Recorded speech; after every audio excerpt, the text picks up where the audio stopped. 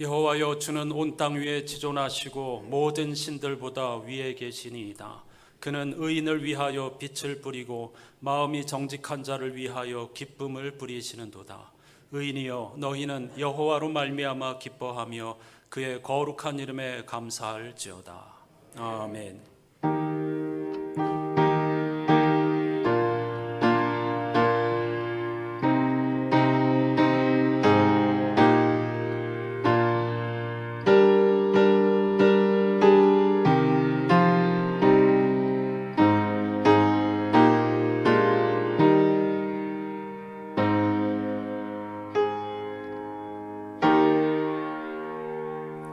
한없는 은혜와 사랑으로 언제 어디서나 우리와 함께하여 주시는 하나님 감사합니다.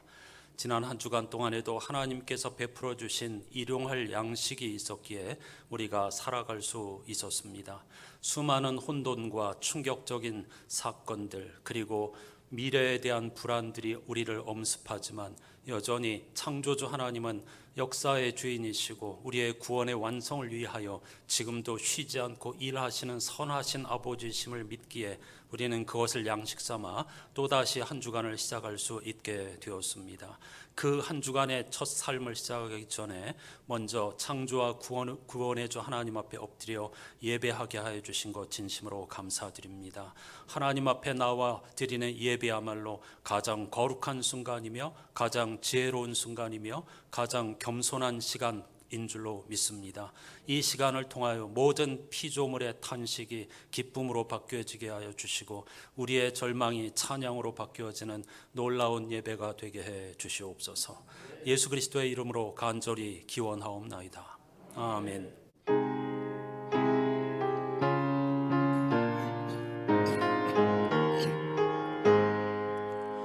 거룩한 주의 날, 주 앞에 모여서 찬양과 경배를 주님께 드리세. 주님의 크신 사랑, 놀라운 주의 은혜, 귀하신 주께 영광을 돌리세.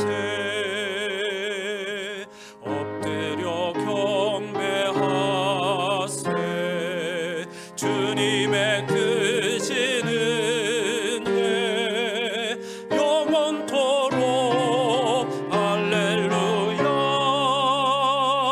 소리 높여 찬양하세.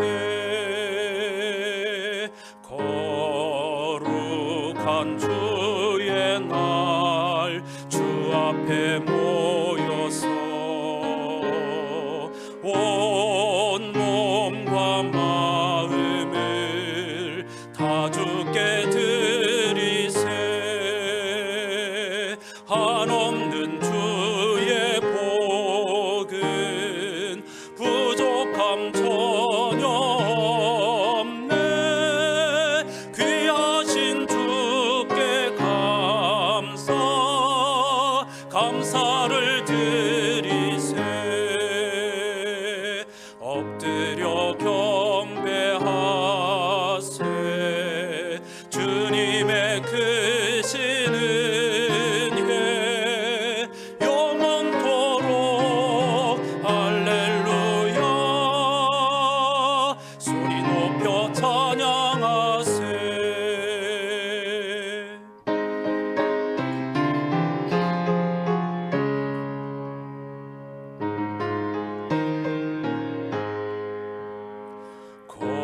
거룩한 주의 날, 주 앞에 모여서 하늘의 소망을 다 함께 누리세. 날마다 주의 성령 우리를 인도하니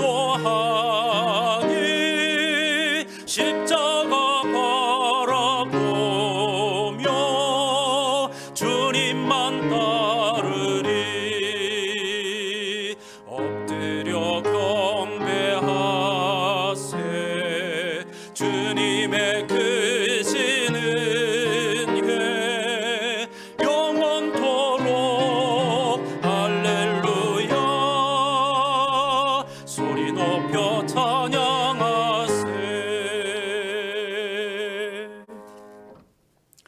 자리에 앉으셔서 오늘 예배 주제를 따른 공동 기도를 함께 드리시겠습니다. 자비로우신 하나님, 지난 일에도 당신은 날마다 보석처럼 귀중한 일상을 선물로 주셨지만 우리는 그것이 얼마나 소중한지 미처 깨닫지 못했습니다. 단순히 생산과 소비, 소유와 업적, 그리고 세상에 미덥지 않은 일에 치우쳐서 일상의 거룩함을 훼손한 적이 한두 번이 아니었습니다. 우리를 불쌍히 여겨 주십시오. 주님, 당신만이 우리에게 참된 안식을 주실 수 있습니다. 당신만이 세상의 악한 힘에 휩쓸리지 않고 생명의 근원을 찾아가도록 우리에게 힘을 주실 수 있습니다. 우리의 과거와 현재 그리고 미래가 온전히 당신의 손에 있다는 사실을 매 순간 영혼의 중심에서 절감하게 해 주십시오. 날마다 살아갈 힘을 주시는 우리 주 예수 그리스도의 이름으로 기도합니다. 아멘. 지금 드린 기도를 침묵으로 다시 한번 하나님 앞에 호소하시겠습니다.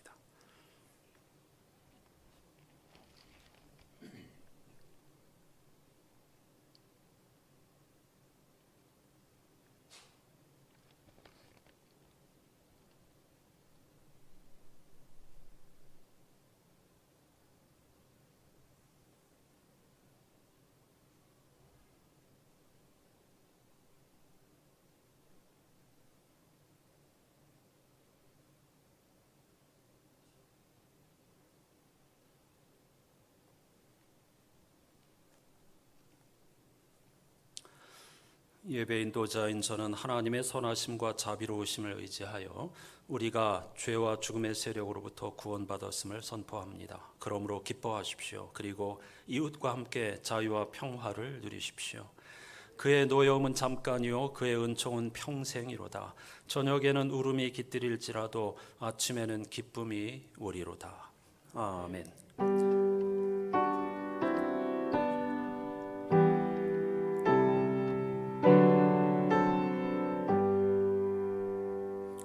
그리스도인들이 믿는 도리를 사도신경으로 힘차게 고백하십시다. 나는 전능하신 아버지 하나님 천지의 창조주를 믿습니다. 나는 그의 유일하신 아들 우리 주 예수 그리스도를 믿습니다. 그는 성령으로 잉태되어 동정녀 마리아에게서 나시고 본디오 빌라도에게 고난을 받아 십자가에 못 박혀 죽으시고 장사된 지 사흘 만에 죽은 자 가운데서 다시 살아나셨으며 하늘에 오르시어 전능하신 아버지 하나님 우편에 앉아 계시다가 거기로부터 살아있는 자와 죽은 자를 심판하러 오십니다. 나는 성령을 믿으며 거룩한 공교회와 성도의 교제와 죄를 용서받는 것과 몸의 부활과 영생을 믿습니다. 아멘.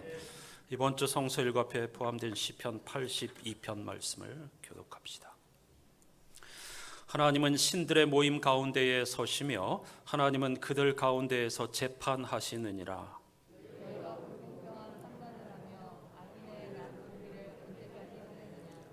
가난한 자와 고아를 위하여 판단하며 곤란한 자와 빈궁한 자에게 공의를 베풀지며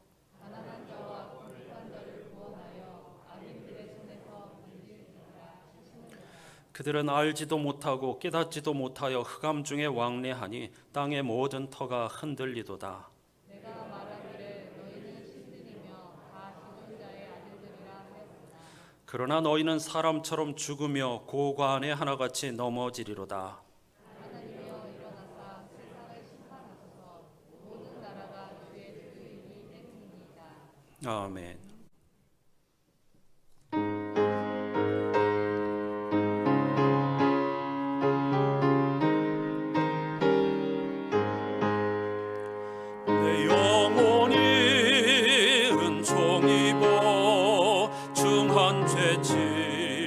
벗고 보니 슬픔 많은 이 세상도 천국으로 와도다. 할렐루야 찬양하세. 내 모든 죄 사함받고 주 예수와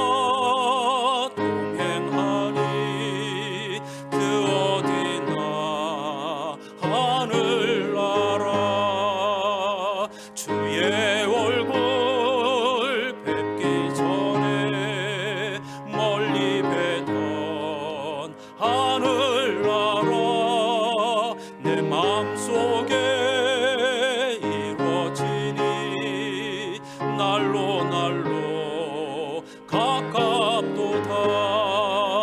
할렐루야 찬양하세. 내 모든 죄 사함받고 주 예수와 동행하니 그 어디나 하늘나라.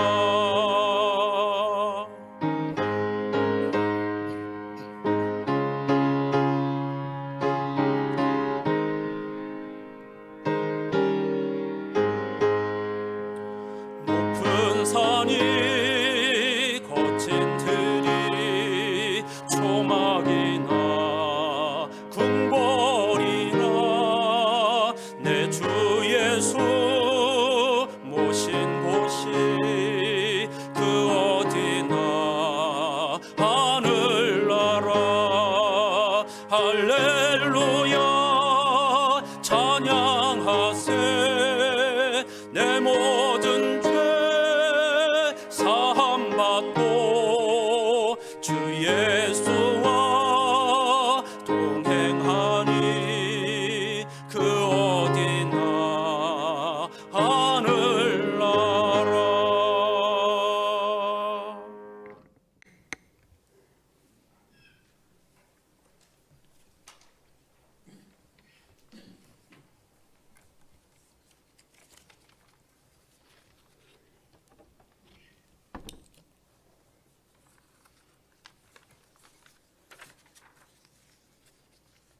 하나님 아버지, 지금도 살아 역사하시며 그 선하신 뜻대로 이 세상을 다스리시는 우리 하나님 아버지께 존귀와 영광을 올려드립니다.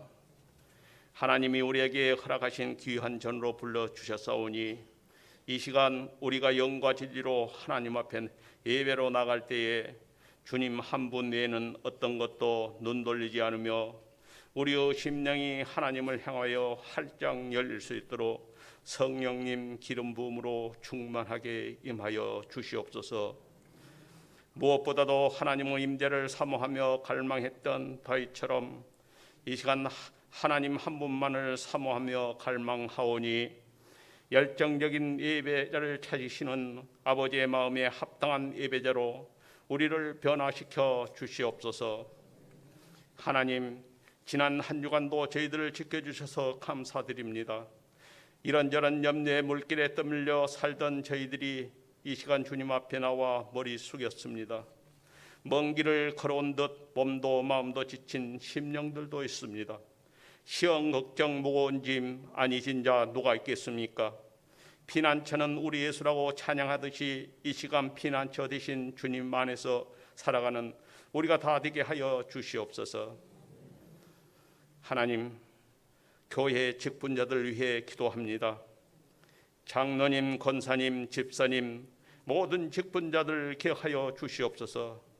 직분의 소중함과 엄중함을 한시도 잊지 않고 더욱 낮아지고 겸손한 모습으로 서게 하시고 성령으로 충만하여 우리에게 주신 이 교회를 더욱더 사랑하고 성도들을 섬기는 종이 되어 우리 교회가 건강한 신앙 공동체를 이루는 일에 선한 협력자가 되도록 인도하여 주시옵소서.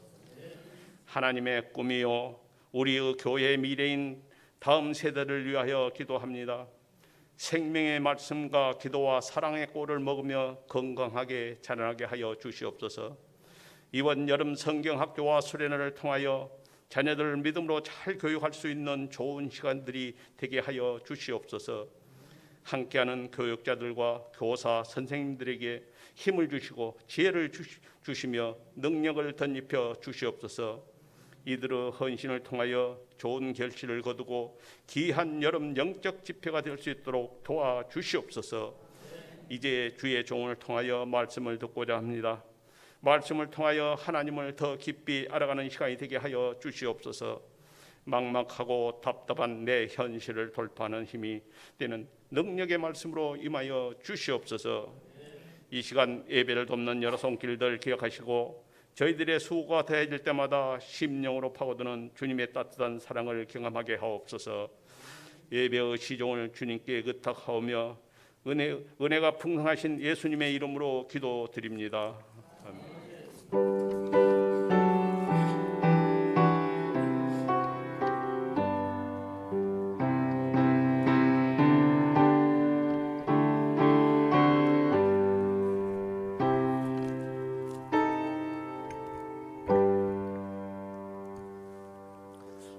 자리에서 일어나셔서 오늘 우리에게 주시는 하나님의 말씀을 경청하겠습니다. 성령 강림절 후 5번째 주일에 주시는 하나님의 말씀은 신약성서 골로새서 1장 13절과 14절입니다. 오늘을 메시지 성서로 읽어드리겠습니다. 하나님께서는 우리를 막다른 길과 어두운 소굴에서 구출하셔서 그분이 몹시 아끼시는 아들의 나라로 옮겨주셨습니다. 그 아들은 수렁에서 우리를 건지시고 반복해서 지을 수밖에 없던 죄에서 우리를 벗어나게 해 주셨습니다. 아멘. 자리에 앉으시기 바랍니다. 오늘 함께할 찬양, 예수 그리스도께서 언제 어디서나 우리를 위해서 또 성령께서 탄식하며 기도해 주신다는 그런 주제의 찬양입니다.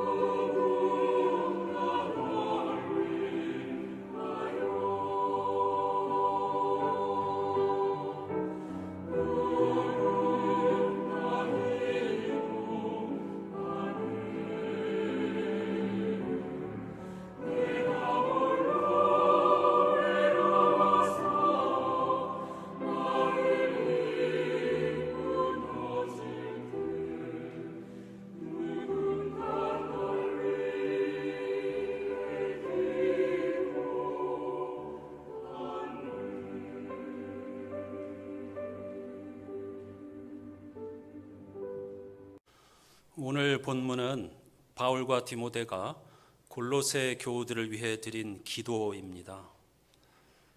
한마디로 그 기도의 내용은 골로새 교우들이 하나님을 더욱 깊이 알아가게 해달라는 것입니다. 하나님이 누구이신지, 그분이 어떻게 세상과 역사를 섭리하시는지를 더욱더 깊이 알게 해달라는 것이죠. 그 이유는 하나님을 알면 알수록 우리가 어떻게 살아야 하는지 알 수 있기 때문입니다. 바울은 하나님을 알아가는 것이 우리의 힘이요 능력이라고 고백합니다. 그래서 오늘 본문을 통해서 골로새 교우들이 하나님을 알아감으로써 이런 힘을 갖게 해달라고 기도하고 있습니다. 바울이 우리 그리스도인들이 갖게 해달라는 힘은 세상 사람들이 추구하는 힘과 전혀 다른 차원의 것입니다. 그것을 메시지 성서로 함께 읽어보겠습니다. 우리들이 가져야 하는 힘이 무엇인가를 가르쳐주는 매우 중요한 표현입니다. 함께 읽어보시죠. 우리는 여러분이 여러분의 일을 끝까지 해낼 수 있는 힘을 받게 되기를 바랍니다. 그것은 견딜 수 없는 것을 견디는 힘, 기쁨이 넘쳐나는 힘, 우리를 강하게 하셔서 우리를 위해 마련해 두신 온갖 밝고 아름다운 일에 참여하게 하시는 아버지께 감사드리는 힘입니다. 아멘. 어떠신가요? 성도인 우리가 추구하는 힘은 세상 사람들이 생각하는 덧없는 힘이 아닙니다. 우리가 추구해야 할 힘은 믿음, 소망, 사랑으로서 견딜 수 없는 것을 견뎌내는 힘, 어떤 상황 속에서도 항상 기뻐하는 힘, 그리고 하나님께 범사에 감사하는 힘입니다. 이런 천국의 힘이 언제 어디서나 끝날까지 저와 여러분과 함께 하시기를 주님의 이름으로 축복합니다. 그런데 여러분은 이런 낯선 힘, 감추어진 힘이 이미 믿는 이들에게 주어졌다는 사실을 알고 계시는지요? 제가 오늘 본문으로 선택한 골로새서 1장 13절과 14절에 그 대답이 있습니다. 이번에는 성서일과표 제2독서 13절과 14절만 같이 읽어보겠습니다. 아버지께서 우리를 암흑의 권세에서 건져내셔서 자기의 사랑하는 아들의 나라로 옮기셨습니다. 우리는 그 아들 안에서 구속 곧 죄 사함을 받았습니다. 한 번 더 읽죠. 아버지께서 우리를 암흑의 권세에서 건져내셔서 자기의 사랑하는 아들의 나라로 옮기셨습니다. 우리는 그 아들 안에서 구속 곧 죄 사함을 받았습니다. 아멘. 이 말씀은 기독교 신앙의 본질이 무엇인가를 밝혀주는 결정적인 표현입니다. 반드시 표시해 두시고 반복적으로 읽으시면서 이 말씀의 의미를 깊이 헤아려 보시기를 권해드립니다. 이 문장을 요약하면 하나님께서 우리를 어둠의 나라에서 아들의 나라로 옮기셨다입니다. 은유적인 표현이죠. 하나님께서 우리를 어둠의 나라에서 아들의 나라로 옮겨주셨다입니다. 여기서 나라는 구체적인 장소를 의미하는 것이 아닙니다.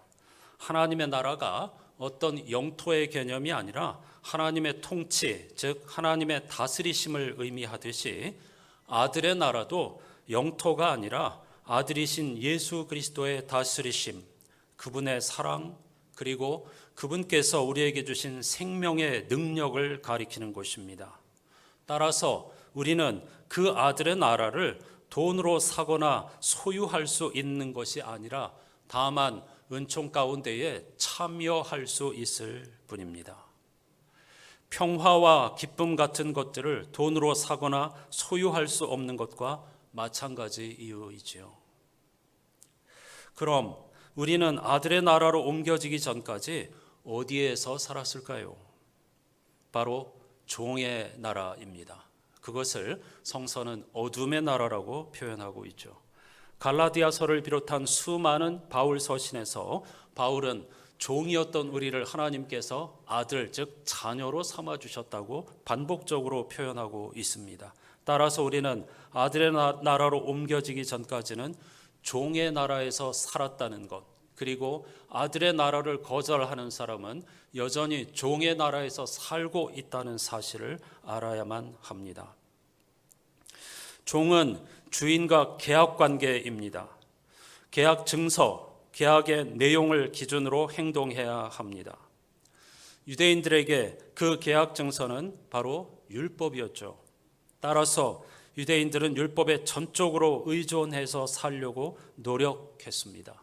그러나 그것은 아들의 삶과는 비교도 할 수 없는 불행한 삶이었죠. 오늘날의 법치주의가 허상이듯 율법으로는 영혼의 만족과 평화를 결코 누리지 못한다는 사실을 알아야 합니다. 불행히도 오늘날 법만능주의 그런 시절을 우리가 살고 있는 것 같습니다. 법이 얼마나 허망한 것인지 우리는 잘 알지 못합니다. 법은 무질서를 막기 위한 최소한의 가이드라인일 뿐입니다. 그런데 모든 것을 법적으로 문제가 없으니 괜찮다 이렇게 이야기하는 것은 얼마나 허망한 표현인지 모릅니다. 그것으로는 그 아무것도 해결할 수가 없습니다. 미안하지만 항상 이 바울이 이야기하는 율법 문제를 생각할 때에 아주 큰 아픔이 몰려오는데, 노회나 총회에 가보면 가장 큰 목소리가 법이요 하는 것입니다. 법대로 해야 합니다. 그러면 모든 것이 다 끝납니다. 모든 것이 다 교단 헌법 혹은 노회법에 의해서 결정이 나고 그 어떤 것도 이의를 제기할 수가 없습니다. 사람들이 법이요 하고 소리치면 그냥 그대로 끝나버립니다. 그게 얼마나 부끄러운 일인지를 교회와 그리고 노회를 대표하는 사람들이 전혀 알아차리지 못한다는 것입니다. 우리가 법으로 구원받았습니까? 우리가 율법을 지킴으로 아들의 나라로 옮겨졌습니까? 예수 그리스도의 십자가의 죽으심과 부활의 능력으로 종의 나라에서 아들의 나라로 옮겨진 것이죠. 여기는 천국이 아니기 때문에 교회도 그렇고 노회도 그렇고 총회도 그렇고 천국이 아니기 때문에 법적으로 해결할 수밖에 없는 일들이 있습니다. 그러나 만일 교회 공동체 안에서 혹은 노회나 총회에서 경론을 벌이다가 법적으로 어떤 문제를 해결하게 되었다면 적어도 하나님 앞에서 그것을 매우 부끄러워해야 합니다. 그렇지 않습니까? 그걸 자복하고 통회해야 합니다. 은혜로 사랑으로 해결해야 하는 공동체에서 어쩔 수 없이 다투다가 서로 양보하지 못해서 법적으로 해결하게 되었으니 우리를 불쌍히 여겨주십시오 하고 하나님 앞에 애통하고 회개해야 할 일이죠. 우리 편이 이겼다, 법적으로 해서 우리가 승소했다, 이게 얼마나 어리석고 부끄러운 일인가를 모른다는 것입니다. 법은 최소한의 가이드라인이고 결코 그것이 우리에게 기쁨과 만족을 그리고 평화를 주지 못합니다. 적어도 성도라고 하면 법의 무망함과 허망함을 깊이 헤아려야 하고, 그럴 때에 예수 그리스도의 은혜 속으로 한 걸음 더 깊이 들어가게 되는 줄로 믿습니다. 하나님은 우리를 종의 나라에서 아들의 나라로 옮겨주셨습니다. 그런데 문제는 가만히 있어도 아무것도 하지 않아도 저절로 하나님께서 우리를 종의 나라에서 들어서 아들의 나라로 옮겨주실 수 없다는 것입니다. 그건 하나님도 할 수가 없는 일입니다. 왜냐하면 하나님은 정의의 하나님이시기 때문입니다. 따라서 속량이 필요합니다. 속량은 값을 지불하고 종의 신분으로부터 자유를 얻었다는 뜻입니다. 따라서 누군가 값을 지불해야 합니다. 바로 기독교 복음은 예수 그리스도의 십자가의 죽으심이 속량에 필요한 값을 지불하였다는 것, 그것이 바로 기독교 복음의 핵심입니다. 예수 그리스도의 십자가의 죽으심으로써 우리가 종의 나라에서 아들의 나라로 옮겨지게 되었다는 뜻입니다. 할렐루야.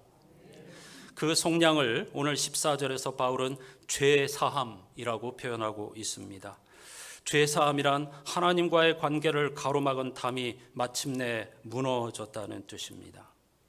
이렇게 하나님은 아들 예수 그리스도를 통하여 우리를 어두움에서 당신의 아들의 나라로 옮겨주셨습니다. 하지만 많은 이들이 여전히 종의 나라에서 살기를 고집하거나 아니면 아들의 나라로 옮겨졌다 하더라도 그 나라를 거절하고 다시 종의 나라로 돌아가려고 합니다. 바울이 골로새서를 쓴 이유가 바로 여기에 있습니다. 우리가 어떻게 종의 나라에서 아들의 나라로 옮겨졌는데 어떻게 다시 종의 나라로 돌아가려고 하느냐? 어떻게 다시 율법의 노예가 되는 삶을 살려고 하느냐? 거짓 교사들에게 속지 말아라. 이 길은 우리의 생명이 달린 것이다. 그러므로 하나님이 어떤 분이신가를 깊이 아는 것이 우리의 힘이고 우리의 생명이고 우리의 구원이라고 강조하고 있는 것입니다. 하나님은 지금도 끝없이 우리들 한 사람 한 사람을 아들의 나라로 부르고 계십니다. 사실 구약 성서는 하나님께서 종의 나라에서 살던 우리를 아들의 나라로 옮기시겠다는 약속의 다름 아닙니다. 그것을 이스라엘의 역사를 통하여서 우리에게 가르쳐주고 있는 것이죠. 하나님은 들으려고 하지 않는 이스라엘을 포기하지 않고 수많은 예언자를 보내셔서 다양한 방법으로 그들을 아들의 나라로 초청하셨습니다. 이때 하나님께서 주로 사용하신 도구가 바로 심판입니다. 하지만 사람들은 심판 안에 담겨 있는 하나님의 사랑을 도무지 이해하지 못하였습니다. 제1독서 아모스 7장의 말씀이 주어져 있는데 잠시 이 말씀을 살펴보겠습니다. 여로보암 2세가 북이스라엘의 왕으로 있을 때에 남유다 출신의 목자이면서 무화과를 재배하던 농부였던 아모스라는 사람이 하나님의 부르심을 받아 이스라엘 여로보암 2세 왕의 죽음과 멸망을 선포하였습니다. 그러자 북이스라엘 베델의 제사장이던 아마샤라는 사람이 아모스를 반란죄로 고발하였고 왕은 아모스에게 북이스라엘을 떠나 내 고향 땅으로 돌아가라는 추방 명령을 내렸습니다. 이때 아모스는 제사장 아마샤에게 하나님의 심판의 말씀을 전하였습니다. 그것이 제1독서의 내용인데 마지막 부분에 보면 이렇게 되어 있습니다. 아마샤에게 전하라고 하신 하나님의 말씀은 너의 아내는 창녀가 되고 너의 자녀들은 칼에 찔려 죽임을 당하고 너의 재산은 남김없이 다 다른 사람들이 차지하게 된다는 것입니다. 여러분, 이런 말씀을 읽으면 어떤 생각이 드십니까? 하나님의 말씀이니까 그렇게 넘어가시면 안 됩니다. 너무 잔인하지 않습니까? 아마샤는 거룩한 제사장의 직분을 왕에게 충성하기 위한 그리고 자신의 영달을 위한 사적인 용도로 사용하였고 제사장으로서 가난한 자와 고아를 돌보라는 하나님의 말씀을 외면하고 부자를 위한 정책을 펼쳤으니 그에 합당한 심판을 받는 것이 옳을 겁니다. 그건 별로 이의가 없습니다. 그의 입장에서도 억울할 것도 없습니다. 오늘 복음서 본문에 보면 선한 사마리아인의 비유가 나옵니다. 유명한 비유인데 거기 보면 강도 만나서 큰 상처를 받은 사람을 제사장이 그냥 지나쳐버리는 이야기가 나옵니다. 이것이 오늘 제1독서와 연관하여서 복음서에 이 말씀이 들어있는 이유입니다. 깊이 생각해 보아야 할 문제입니다. 이렇게 제사장 아마샤는 충분히 벌을 받을 그런 이유가 있습니다. 명분이 있습니다. 하지만 그의 아내와 자녀들에게 내리신 하나님의 심판은 너무 가혹하지 않습니까? 따라서 이 말씀을 문자적으로 이해하면 곤란합니다. 아내가 창녀가 되고 자식은 죽고 재산은 빼앗긴다는 것은 고대 근동에서 언약을 어긴 사람들에게 내려진 저주의 관용적인 표현입니다. 관용적인 표현이라는 것 아시죠? 그 당시 고대 사회에서 일반적으로 행해지던 습관적인 일이다, 그런 말입니다. 이스라엘만 그런 것이 아니고 왕과 백성들은 당시에 언약관계, 주종관계를 맺고 살았는데 그 언약을 어겼을 경우에 관습적으로 이스라엘뿐만 아니라 고대 근동사회에서는 너 만약에 언약을 어기게 되면 아내는 창녀가 되고 자녀는 칼에 죽게 되고 재산은 남의 것이 된다, 이런 것들을 명문화하였다는 뜻입니다. 따라서 이건 그대로, 이 문자 그대로 하나님께서 시행하라고 하신 것이 아니라 결국 어려움을 당하게 되리라는 선언적인 의미라는 뜻입니다. 따라서 이 말씀은 문자적으로 읽어서는 안 되고 제사장 아마시아와 여로보암 2세 왕을 향하여서 이제라도 언약을 성실하게 지키고 돌아오라는 호소로 읽어야 합니다. 하지만 안타깝게도 많은 성도들이 이런 말씀을 읽으면서 문자적으로 해석하고 함부로 사람들에게 아주 어려운 일들을 행하곤 하는 걸 볼 수가 있습니다. 이번 주 성시인 시편 82편 마지막 절에도 하나님이여 일어나사 세상을 심판하소서라는 간구가 나옵니다. 이 기도 역시 불의한 세상을 쓸어버리시거나 벌을 내려달라는 간구가 절대로 아닙니다. 제가 7월 첫날 여러분들에게 보낸 문자의 내용처럼 하나님이여 일어나사 세상을 심판하소서라는 이 짧은 기도는 엄청난 영적 깊이와 무게감이 있습니다. 우리가 평생 드려야 할 간절한 기도의 제목입니다. 이 기도는 보이지 않는 하나님께서 살아계시며 그분은 선하신 분이시라는 신앙 고백입니다. 따라서 심판해 달라는 것은 우리를 불쌍히 여겨달라는 것이고 우리를 구원해 달라는 간절한 기도의 다름 아닙니다. 그런데 이런 말씀을 오해하여서 하나님을 믿지 않는 사람들을 심판해 주십시오 이렇게 기도한다고 하면 하나님의 뜻과 정반대의 길을 걷는 것이라고 할 수밖에 없겠죠. 주초에 교우 한 분께서 문자를 보내셨습니다. 질문이었습니다. 이사야 6장 9절에서 10절과 마태복음 13장 15절 말씀을 이해하기가 좀 어렵다는 것입니다. 이게 왜 이런 말씀이 있는지 어떤 뜻인지 알려달라는 그런 질문이었습니다. 저는 약 하루 정도 이 질문과 씨름하였습니다. 사실 목사에게 이런 질문을 한다고 하는 것은 쉬운 일이 아니죠. 얼마나 많은 고민을 하면서 어렵게 질문을 하셨을까 충분히 짐작이 됩니다. 따라서 그냥 제가 알고 있는 상식으로 대답해 드릴 수가 없는 문제입니다. 하루 정도 여러 책을 다시 읽으면서 도움도 받았고 제 나름대로 공부도 하였습니다. 무슨 말이냐면 여러분의 질문이 저에게는 아주 커다란 공부가 된다는 뜻입니다. 그래서 질문자에게만 도움이 되는 것이 아니고 저와 여러분 모두에게도 커다란 도움이 되는 것입니다. 주저하지 말고 이 성서라든가 또는 신앙적인 고민이 있으실 때 언제든지 문자 혹은 직접 질문해 주시면 제가 할 수 있는 한에서 최선을 다해 답을 해드리도록 하겠습니다. 이 질문도 여러분과 함께 나눌 필요가 있을 것 같고 오늘 말씀들과도 다 연관이 있어서 짧게 제가 같이 여러분들과 나누려고 합니다. 그분께서 질문하신 이사야 6장 9절과 10절 말씀 이런 것입니다. 같이 한번 읽어볼까요? 너는 가서 이 백성에게 너희가 듣기는 늘 들어라. 그러나 깨닫지는 못한다. 너희가 보기는 늘 보아라. 그러나 알지는 못한다 하고 일러라. 너는 이 백성의 마음을 둔하게 하여라. 그 귀가 막히고 그 눈이 감기게 하여라. 그리하여 그들이 볼 수 없고 들을 수 없고 또 마음으로 깨달을 수 없게 하여라. 그들이 보고 듣고 깨달았다가는 내게로 돌이켜서 고침을 받게 될까 걱정이다.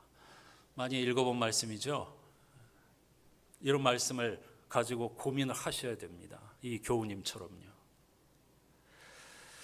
그리고 이어진 질문 마태복음 13장 15절은 복음서 기자가 이 이사야 말씀을 인용한 것입니다. 그러니까 같은 내용이라는 뜻입니다. 하나님께서 누가 우리를 위하여 갈까 하고 탄식하셨습니다. 예언자를 찾고 계시는데 아무도 응답하지 않았습니다. 그때 이사야가 제가 여기 있습니다. 만일 하나님께서 저를 보내주시면 제가 가겠습니다 하고 대답하였습니다. 이사야는 그때까지 하나님께서 예언자에게 전하라고 하는 말씀의 내용이 무엇인지 전혀 알아차리지 못했습니다. 하나님은 사랑이시라 이런 말씀인 줄로 알았겠죠. 그런데 놀랍게도 듣게 하려고 깨닫게 하려고 예언자가 목숨을 걸고 이야기해도 듣지 않고 깨닫지 않는데 하나님께서는 이 이사야를 통해서 나의 말을 전하기는 전해야 하는데 들어도 듣지 못하게 하고 깨닫지 못하게 하라고 말씀하셨습니다. 만일 백성들이 나의 말을 듣고 깨달았다가는 혹시라도 내게 돌아와서 고침을 받게 될까 내가 참 걱정된다. 이 말을 전하라는 것입니다.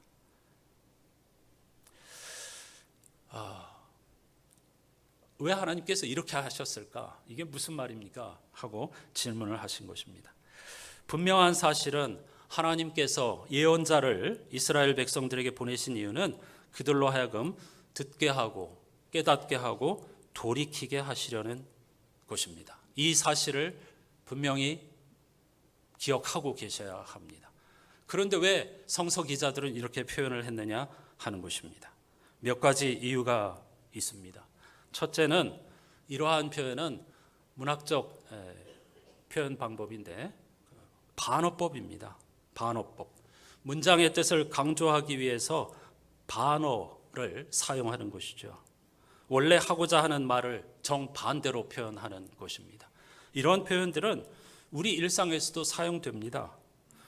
못된 짓을 하는 사람을 보고 뭐라고 이야기합니까? 야, 너 참 꼴 좋다. 이렇게 이야기하잖아요. 이게 반어법입니다. 꼴 좋다 할 때 진짜 좋다는 뜻입니까? 너 지금 엉망이다. 참 보기 힘들다. 그런 뜻이죠. 따라서 그들이 볼 수 없고 들을 수 없고 깨달을 수 없게 하여라 라는 말씀은 제발 그들이 듣게 하고 깨달을 수 있게 하고 볼 수 있게 해다오, 그런 뜻입니다. 또한 이 표현에 담긴 하나님의 마음은 제발 이스라엘 백성들이 들었으면, 제발 그들이 깨달았으면, 그리고 제발 종의 나라에서 벗어나서 아들의 나라로 옮겨왔으면 하는 하나님의 간절한 그 마음이 담겨 있습니다. 이게 첫 번째 이유입니다. 반어법이고요. 두 번째는 번역은 반역이라는 유명한 표현이 있습니다. 번역은 아무리 완벽해도 아무리 뛰어난 사람이 하더라도 전혀 다른 결과를 만들어낼 수밖에 없다는 것입니다. 그건 언어가 가진 근본적인 한계이지요. 이게 무슨 말씀입니까? 성서는 하늘에서 뚝 떨어진 것이 아니고 인간의 수많은 언어를 거쳐가지고 우리말로까지 번역이 되었기 때문에 사실 본디 그대로의 뜻을 알아차리기가 매우 어렵습니다. 이 질문자께서 물으신 것처럼 복음서 기자들은 모두 다 이 이사야 6장의 말씀을 인용하였습니다. 왜 예수께서 비유를 사용하셨느냐 하는 질문에 이 말씀, 이사야 말씀을 인용하면서 사람들로 하여금 듣기는 들어도 깨닫지 못하게 하시려고 비유를 사용하셨다, 이런 식으로 복음서 기자들이 모두 다 기록을 하고 있습니다. 그런데 이것을 번역하는 사람들이 고대 히브리어나 헬라어에 과거에 능통하지 못하였기 때문에 이러한 실수를 저지른 것입니다. 모두 다 사람들이 깨닫지 못하게 하려고 예수께서 비유를 사용하셨다고 번역하고 있지만 헬라어에서는 원인과 동시에 결과를 표현하는 방법이 있습니다. 그런데 모든 성서 번역자들이 깨닫지 못하게 하셨기에 이런 식으로 이 헬라어를 원인으로 집중하여서 번역을 한 것입니다. 그러나 사실 복음서 기자들이 전하고 싶었던 것은 결과입니다. 그리하여 그들은 보아도 보지 못하고 들어도 깨닫지 못하게 되리라, 이렇게 번역을 해야 정확하다는 뜻입니다. 그들의 마음이 완악하여서, 그러니까 예수께서 일부러 못 알아듣게 하시려고 한 것이 아니라 그들이 고대 이스라엘 백성들처럼 마음이 교만하고 완악하여서 결과적으로 보아도 보지 못하고 들어도 깨닫지 못하게 될 것이다, 그런 뜻입니다. 한 가지 더 있는데 저는 이 부분이 가장 중요하다고 생각하고 새로운 깨달음으로 다가왔습니다. 우리 그리스도인의 신앙 고백적으로 표현하면 제가 이 부분에서 엄청난 은혜를 받았습니다. 성서는 하나님께서 행하신 일을 후대의 사람들이 기록한 것이기에 신앙 고백적으로, 다른 말로 하면 종말론적으로 해석할 필요가 있습니다. 이 이사야가 들은 말씀의 문맥을 보면 항상 이렇게 어려운 구절이 나오면 문맥을 살펴야 합니다. 그것만 가지고 씨름하면 해결이 안 됩니다. 앞뒤 문맥이 무엇인가를 살펴보면 이렇습니다. 하나님께서는 당시 이스라엘의 교만과 불신앙이 극에 달하였기 때문에 그들을 바른 길로 다시 말하면 골로새서 버전으로 하면 종의 나라에서 아들의 나라로 돌이키시기 위해서 심판이라는 도구를 사용하기로 작정하셨습니다. 그래서 이사야 6장 13절에 보면 그루터기만 남을 때까지 그들을 심판하시겠다는 것이 하나님의 계획이었음을 분명히 밝히고 있습니다. 그루터기가 뭡니까? 나무의 밑둥이죠. 그것만 남기고 끝까지 다 잘라내 버리겠다는 것입니다. 따라서 이스라엘 백성들이 혹시라도 이사야의 이 외침을 듣고 놀라서 두려워서 어설픈 회개로 이어지지 않도록 일정 시간 동안, 다시 말하면 그루터기만 남을 때까지 그들이 깨닫지 못해야 한다는 것입니다. 물론 그렇게 하시는 최종적인 목적은 그들을 구원하시려는 것, 아들의 나라, 자유와 평화의 나라로 인도하시려는 것입니다. 그러니까 성서 기자들의 표현은 하나님께서 인류 구원이라고 하는 큰 목적을 위해 이스라엘의 불순종과 무지를 선하게 사용하셨다는 사실을 이런 식으로 역설적으로 표현한 것으로 생각이 됩니다. 이 부분은 저의 깨달음이었습니다. 거칠게 표현하면 이스라엘이 거부하게 하여 복음이 이방으로까지 전파되었고 오늘 우리에게까지 예수 그리스도의 복음이 전파되어 우리가 종의 나라에서 아들의 나라로 옮길 수 있게 되었다는 것입니다. 이 세 번째 부분에서 사도행전 28장 마지막 부분에 바울이 분명하게 이 내용을 정리해 주고 있습니다. 같이 한번 읽어보겠습니다. 성령께서 예언자 이사야를 통하여 여러분의 조상에게 하신 말씀은 적절합니다. 곧 이런 말씀입니다. 이 백성에게 가서 말하여라. 너희가 듣기는 들어도 깨닫지 못하고 보기는 보아도 알지 못한다. 이 백성의 마음이 무디어지고 귀가 먹고 눈이 감기어 있다. 이는 그들로 하여금 눈으로 보지 못하게 하고 귀로 듣지 못하게 하고 마음으로 깨닫지 못하게 하고 돌아서지 못하게 하여 내가 그들을 고쳐주지 않으려는 것이다. 그러므로 여러분은 하나님의 이 구원의 소식이 이방 사람에게 전파되었음을 알아야 합니다. 그들이야말로 그것을 듣고 받아들일 것입니다. 아멘. 무슨 말입니까? 이스라엘 백성들이 듣지 않았기 때문에, 깨닫지 못하였기 때문에 이 복음이 땅끝까지 전파되게 되었다는 것입니다. 즉 하나님께서는 그 이스라엘의 불순종을 인류 구원이라고 하는 커다란 밑그림의 한 부분으로 선하게 사용하셨다는 뜻입니다. 할렐루야. 하나님께서는 이렇게 우리의 허물까지도 선하게 사용하시는 분이십니다. 이런 말도 잘 이해가 안 되시죠? 불편하신 분들도 있을 겁니다. 아니 우리의 허물을 하나님이 심판하셔야지 왜 그걸 구원해 주시오? 라고 생각하신다면 아직 종의 나라에서 살고 계시는 것입니다. 아들의 나라의 능력과 그 은혜와 힘을, 자유를 아신다고 하면 그것이 얼마나 놀라운 은총인가를 깊이 깨닫게 될 것입니다. 다시 처음으로 돌아가면서 오늘 말씀을 마무리하겠습니다. 사도 바울은 오늘 본문을 통해서 하나님을 아는 것이 우리의 힘이라고 했습니다. 그런데 우리가 보이지 않는 하나님을 어떻게 알 수 있습니까? 우리는 오직 예수 그리스도를 통해서만 아버지이신 하나님을 알 수가 있습니다. 예수 그리스도의 일생, 그의 가르침, 그의 십자가의 죽으심과 부활을 통해서 우리는 하나님을 알 수 있게 됩니다. 따라서 예수 그리스도를 아는 것, 그분을 더욱더 깊이 아는 것이 곧 하나님을 깊이 아는 것입니다. 그 하나님은 사랑의 하나님이시고 그분께서 지금도 우리를 부르고 계십니다. 종의 나라에서 아들의 나라로 옮겨지신 분들도 있고 주저하고 계시는 분들도 있을 것입니다. 오늘 이번 주 성서 일과표에 생명의 말씀을 통해서 종의 나라가 아닌 아들의 나라로 옮겨져서 자유와 평화와 기쁨을 누리며 그것을 전달하는 사명자들이 되시기를 주님의 이름으로 축복합니다. 오늘 453장 예수 더 알기 원하네, 이번 주 오늘 설교의 모든 내용을 압축하고 있는 매우 중요한 말씀입니다. 우리의 평생의 소원은 더욱더 예수 그리스도를 알기 원한다 하는 것입니다. 오늘 저의 설교의 제목은 이 찬송의 영어 제목입니다. 더욱더 많이 예수를. 함께 찬양하십시다.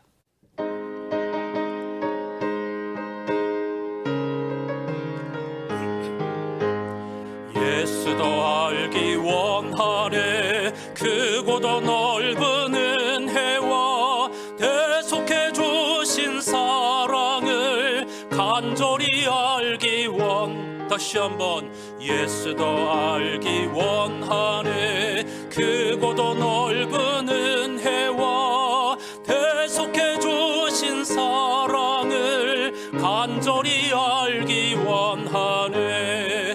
내 평생의 소원, 내 평생의 소원, 대속해 주신 사랑을 간절히 알기 원하네. 성령이 스승되셔서 진리를 가르치시고 거룩한 뜻을 깨달아 예수를 알게 하소서. 내 평생의 소원, 내 평생의 소원, 대속해 주신 사랑을 간절히 알기 원하네. 성령의 감화 받아서 하나님 말씀 배우니 그 말씀 한 절 한 절이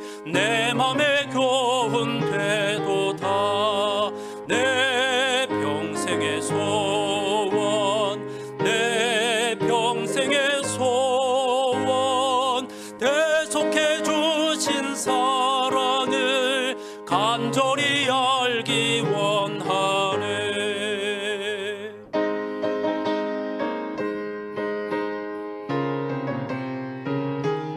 3절부터 다시 성령의 감화 받아서 하나님 말씀 배우니 그 말씀 한 절 한 절이 내 맘에 교훈돼. 다시 한번 성령의 감화 받아서 하나님 말씀 배우니 그 말씀 한 절 한 절이 내 맘에 교훈되도다. 내 평생의 소원, 내 평생의 소원, 대속해 주신 사랑을 간절히 알기 원하네. 예수가 계신 보좌는 영광에 둘려 있도다. 평화의 왕이 오시니 그 나라 왕성하도다. 내 평생의 소원, 내 평생의 소원, 대속해 주신 사랑을 간절히 알기 원하네. 간절히 알기 원하네. 할렐루야. 정말 대속해 주신 예수 그리스도의 사랑을 더욱더 깊이 알기를 원하십니까? 그런 자에게 하나님께서 반드시 응답하여 주실 줄로 믿습니다. 다 같이 기도하십시다. 하나님께서 예수 그리스도 안에서 우리에게 베풀어 주신 은총 때문에 우리는 종의 나라에서, 율법의 나라에서 아들의 나라로 옮겨졌습니다. 이것이 얼마나 놀라운 은총인지 제발 평생 더욱더 깊이 알게 해주시고 노예처럼 사는 것이 아니라 자유자로 살게 해주십시오. 그런 세상을 널리 펼쳐가게 해주십시오. 다 같이 함께 소리를 내어서 기도하십시다. 하나님 아버지 감사합니다. 오늘도 놀랍고 귀한 주일을 허락하여 주시고 예배 순서를 통하여서 하나님의 말씀, 하나님의 뜻에 집중할 수 있게 해주심을 진심으로 감사드립니다. 사도 바울은 성도가 하나님을 아는 것이야말로 힘이라고 하였습니다. 지식적인 알을 의미하는 것이 아닙니다. 하나님께서 어떤 분이신지, 얼마나 우리를 사랑하시는지, 어떤 안타까움과 간절함으로 우리를 종의 나라에서 아들의 나라로 옮기셨는지를 알 때에 우리는 더 이상 종이 아닌 자유자이고 하나님의 자녀의 삶을 살 수 있게 되기 때문입니다. 초대교회 성도들은 하나님의 나라로 옮겨졌음에도 불구하고 다시 종의 나라를 그리워하였습니다. 광야에서 이스라엘 백성들이 이집트에서의 종살이를 그리워하였듯이 오늘날도 초대교회 교우들처럼 많은 성도들이 종의 나라에서 살기를 고집하고 있습니다. 율법을 지켜서 우리가 구원 얻을 수 있는 것이 아님에도 불구하고 율법 지키는 것을 자랑으로 삼기도 하고 그것을 훈장처럼 여기기도 하고 그 율법의 굴레에 매여서 평생 신앙생활 하면서도 두려움과 공포에 떨고 자유와 기쁨을 전혀 알지 못하는 경우가 얼마나 많은지 모릅니다. 법이 마치 우리를 구원할 거라는 세상의 법 만능주의 거짓말에 속아서 여전히 예수 그리스도의 은혜로부터 멀어지고 있는 우리를 긍휼히 여겨주시고 불쌍히 여겨주시옵소서. 오늘 사도 바울은 하나님께서 심판이라고 하는 도구를 통하여서 어떻게 하든지 우리를 종의 나라에서 아들의 나라, 예수 그리스도의 다스림을 받는 평화의 나라, 자유와 기쁨의 나라로 옮기시려는 하나님의 뜻을 우리에게 전해주고 있습니다. 이제 우리에게 응답할 차례입니다. 이미 이 은혜와 진리를 깨닫고 아들의 나라에서 살아가고 있는 성도들도 있겠지만 그 경계선에서 머뭇거리는 분도 있고 아예 아들의 나라를 거부하고 종의 나라, 율법의 노예로 살기를 고집하는 성도들도 있습니다. 오늘도 우리는 따라서 여전히 우리를 긍휼히 여겨달라고 기도하지 않을 수가 없습니다. 부디 종의 나라에서 아들의 나라로 우리를 옮겨주시고 그 은혜 안에서 자유와 기쁨과 평화, 감사를 빼앗기지 않는 우리들의 삶이 되게 해 주시옵소서.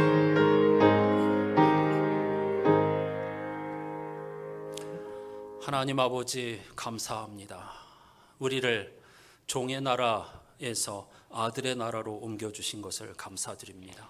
거저된 것이 아닙니다. 아들 예수 그리스도의 희생, 죽으심 그리고 부활로 인하여서 값을 지불하고 우리가 종의 나라에서 아들의 나라로 옮겨진 곳입니다. 아들의 나라란 아들 예수 그리스도의 사랑에 흠뻑 젖어 사는 삶이고 은총에 겨워 사는 삶이고 그 아들의 다스리심에 참여하는 삶입니다.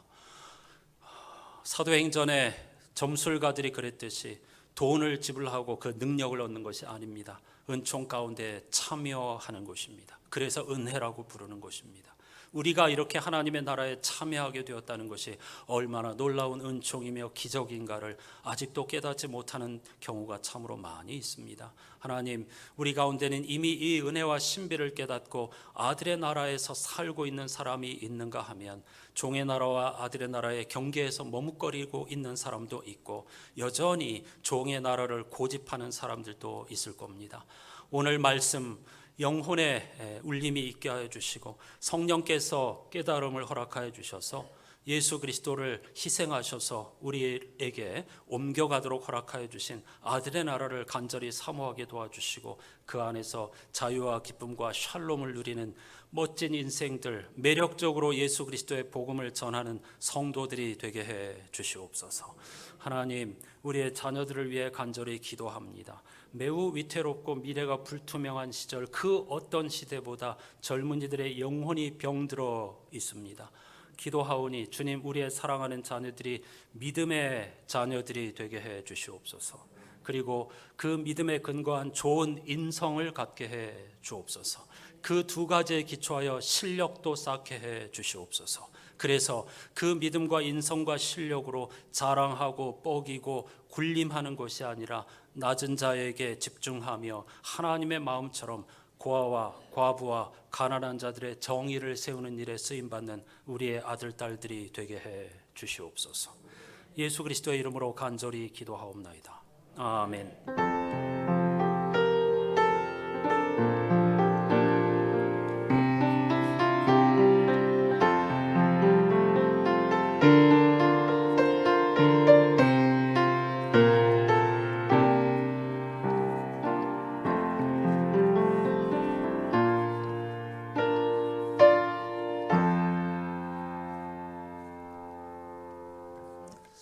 오늘은 7월 달에 매일 성경 본문이 히브리서인데 히브리서 기자의 권고대로 서로 인사하시겠습니다.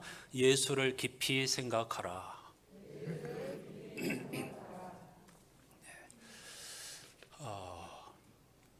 이번 주 역시 성서 일과표에 담겨 있는 보화를 캐내는 심정으로 매일 양식처럼 이 말씀을 붙드시고 꼭 기도하시기를 부탁드립니다. 무덥지만은 수요 기도회 또 새벽 기도 함께 말씀의 그 기쁨, 깨달은 자는 꿀보다 달고 또 금은 보화보다 더 귀하다고 했죠. 그런 기쁨을 사모하면서 함께 해주시기를 부탁드립니다. 조금 전에 제가 기도했는데 저는 자녀들을 위해서 이렇게 세 가지를 놓고 기도합니다. 기본적으로 하나님이 크신 분, 선하신 분이라고 하는 그런 건강한 믿음, 두 번째는 좋은 인성, 세 번째는 실력입니다. 그런데 그것을 가지고 높은 자리에 올라가게 해달라는 기도는 전혀 하지 않습니다. 어려운 사람들을 돌보고 봉사하고 빚진 자의 심정으로 살게 해 주십시오. 그렇게 기도합니다. 여러분도 우리의 후손들을 위해서 이 세 가지를 꼭 기도하시기를 부탁드립니다. 그래야 우리 사회에 희망이 있습니다. 그게 또 우리의 책임이 아니겠습니까? 자녀들을 위해서 이 세 가지 기도 제목을 가지고 꼭 기도하시기를 다시 한번 부탁드립니다. 이런 것들을 가르치고 훈련하기 위해서 여름 성경학교를 하죠. 3년 만에 다시 시작되는 아동부, 청소년부 성경학교를 위해서 기도해 주시고 또 여러 가지 모양으로 협조해 주시기를 부탁드립니다. 중보기도의 제목을 가지고도 매일 기도해 주시기를 바랍니다. 모두 함께 자리에서 일어나셔서 찬양하십시다.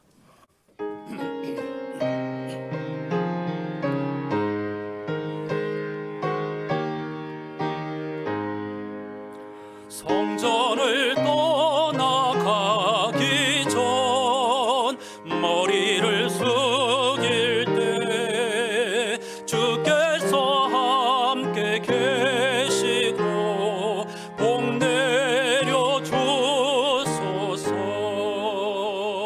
집으로 돌아가는 길 주동행하시고 내 모든 언행 심사를 다 지켜주소서. 거룩한 날이 다가고 저녁이 되도록 주 우리 맘에 빗대사 늘 계시옵소서.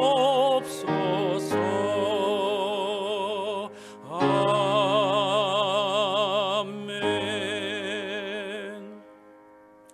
바울의 기도는 곧 하나님의 바람일 것입니다.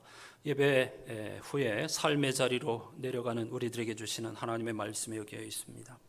우리는 여러분이 여러분의 일을 끝까지 해낼 수 있는 힘을 받게 되기를 바랍니다. 그것은 견딜 수 없는 것을 견디는 힘, 기쁨이 넘쳐나는 힘, 우리를 강하게 하셔서 우리를 위해 마련해 두신 온갖 밝고 아름다운 일에 참여하게 하시는 아버지께 감사드리는 힘입니다. 아멘. 우리 구주 예수 그리스도의 은혜와 하나님 아버지의 사랑과 성령님의 탄식과 교제가 예수 그리스도를 통하여 우리가 종의 나라에서 아들의 나라로 옮겨졌다는 사실을 기쁨으로 받아들이고 하나님의 나라 예수 그리스도의 다스리심을 기쁜 마음으로 받아들이며 참여함으로써 이 땅에서 믿음과 인성과 실력을 겸비하여 예수 그리스도의 복음을 전파하고 매력적인 삶으로 세상 사람들을 섬기기로 다짐하는 모든 예배자들의 삶의 자리에 영원히 함께해 주시옵기를 간절히 축원하옵나이다. 아멘.